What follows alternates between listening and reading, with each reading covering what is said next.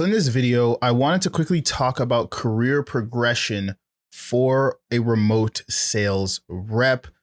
And it's not typical to other industries. It's not like you start off as, let's say, an appointment setter, then you become a closer, then you become a sales manager, and there's just like this clear one-way path, because each role isn't inherently the next progressive step from the next. They are all very, very different. In this industry, the main roles that you have, there's tons of them, but the main ones everyone's talking about: closer, the one that's actually taking the sales calls, booked on the calendar, show up, have the conversation, close the deal, get commission check. You have the appointment setter, the one that's booking the sales calls, where, lead comes in, appointment setter calls them, shoots them a message, emails them, whatever the medium is, has that conversation to then qualify them and push them on to have that conversation with the closer, passes them over there. The closer does his thing. Sales manager that oversees the team. Obviously, you've got founder that owns the company.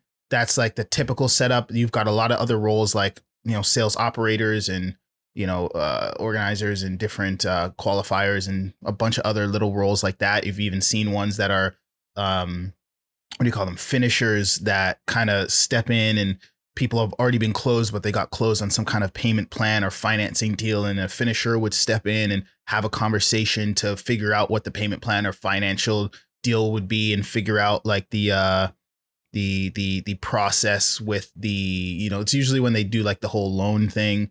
Anyways, we'll leave that for another video, but they're all different roles is what I wanted to say. And the way you progress is mainly along the lines of two things. One, fitting into or moving into a role that you just see that you enjoy and can see yourself doing long term. And two, finding a way to use the skills you develop, because as a sales rep, you're going to develop tons of skills. You're going to get really, really good at communication, really, really good at sales, really, really good at systems. You're going to gravitate towards something, and you're going to eventually want to find ways to leverage the developing skills that you have more, so you could earn more with less effort, less time, whatever it is. So, and that can look very, very different depending on your personality, depending on what you just enjoy about the role that you have. So, for example, from what I've seen with sales reps is you'll have the sales rep who just loves being a hunter. They love selling. They love going out there, pounding the pavement, getting sales, closing big deals. That person usually will chase bigger ticket offers. So they might come in the industry, might be selling like a 2K, 3K offer. They might move on to a company that's selling like a 5K offer.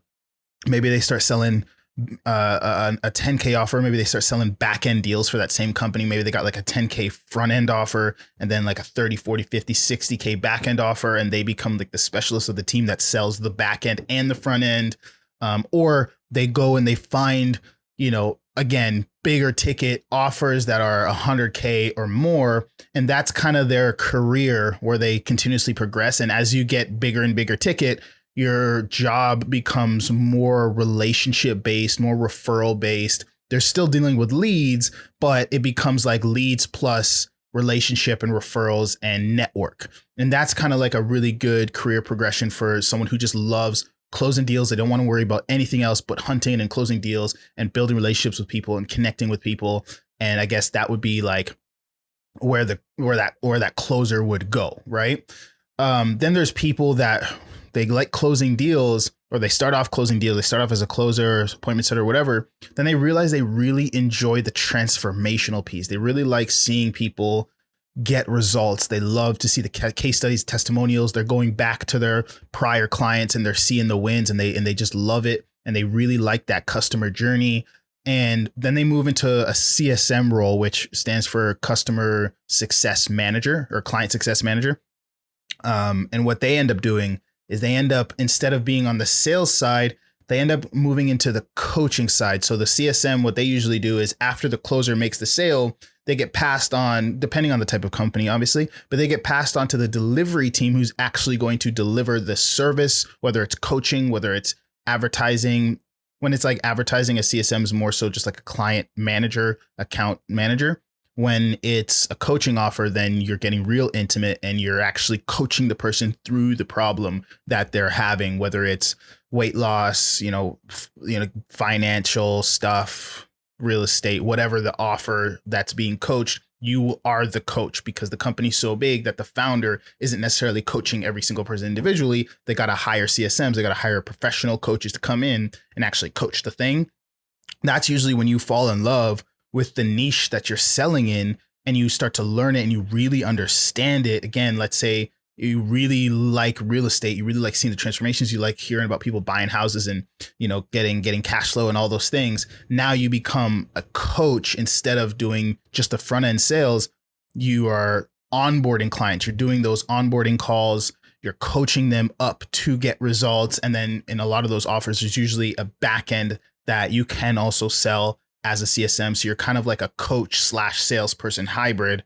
I've been in that role for sales coaching company where I was coaching sales and then selling a higher ticket back end sales thing. The front end offer was 10K. The back end was 20K.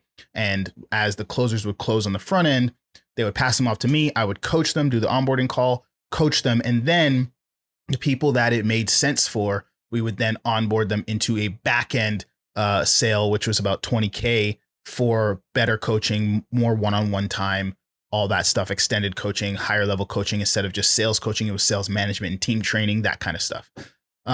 So that's kind of like, if you really enjoy the journey, the customer journey, the delivery part of whatever it is you're selling, you'll see a lot of sales reps move into that CSM type role. Now, if you really love developing other sales reps, right? You're good at sales yourself, and you're good at helping other people not only duplicate your success, but you're good at helping other people find their own style that gets great results. Because helping people get better at sales is not just about saying, this is how I sell, everyone has to sell like me. It's about helping them sell in their own way, and in their own way, using what they're good at, using their strengths, get great results. Whether that's results like you or better results than you, they're doing it the way they communicate, because not everyone is going to be able to be carbon copies of you naturally. So if you love, this is the salesperson who just like loves bringing up everyone around them on the team. You're noticing that, when someone on the team needs help, you're a closer on that team, you're naturally helping, you're giving advice, you're showing different strategies, you're testing new things, and you're finding out ways to overcome different problems, overcome objections, whatever it is. And you're helping the people around you overcome these things and bringing the whole team up. That salesperson, their career progression might be moving into sales management, right? To the point where, yes, they're crushing it, they're making great sales, but their ability to help lift up those around them is so good that if they just did that full time, it would far outweigh however many sales they could possibly make in a month, because they are able to duplicate their results across 10, 20 people rather than them just grinding it out for more hours. That person, again, they usually move into like a sales management type role. Now, another kind of career progression would be the person who is in sales and then they love the systems, right? They love the intricacies of the system. This is the person who will be looking at call reminders and be like, when I pre-call someone within the first 5 minutes versus if I wait an hour after they booked a call to pre-call them, I get a higher pickup rate. They're like obsessed with stats, numbers, systems. They're looking at how many emails are in the email sequence that, usually results in a sale versus results in that client going ghost. They're looking at the like funnel metrics and all of these things. And they're like, okay, leads that come from this funnel perform in this way, leads that come from that funnel usually perform in that way. And they're very, very obsessed with the whole system of the entire journey of cold to sold and what that looks like. And they start to optimize for their own kind of sales, for their own pipeline as a sales rep within the company. That person's career progression usually looks like going into sales ops. They usually go into as an operator for a big company.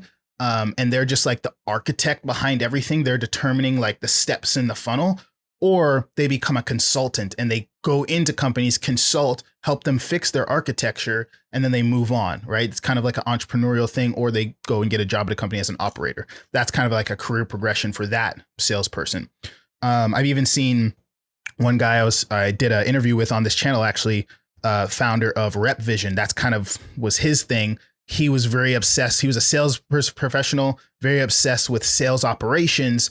then use that kind of obsession to start Rep Vision, which is a software that tracks sales metrics. It's, it tells you your close rate, your show rate, all these different things, right? So again, that was his career progression from salesperson to like ops guy to tech founder based on sales ops, right? And that brings me to the last one where, again, you could have some kind of passion in sales that leads you to start your own offer, or you have a passion for another niche that and you have these sales skills that allows you to now go and start that company. Like you're obsessed with fitness, you've been a sales rep in fitness companies, or you've just been a sales rep for a long time. You have this passion, you combine it with your sales skills, boom, now you're a founder because you know how to generate revenue. You have this idea, you use your skills to generate revenue to launch that idea. Now you're a founder, right? Those are some of the main progressions that I've seen in the industry. Again, career progression as a sales rep isn't linear, but what it does do is it gives you the skills to go in so many different directions based off what you like, what you enjoy. And I think the industry is amazing for that because of the leg up it gives you when jumping into other stuff.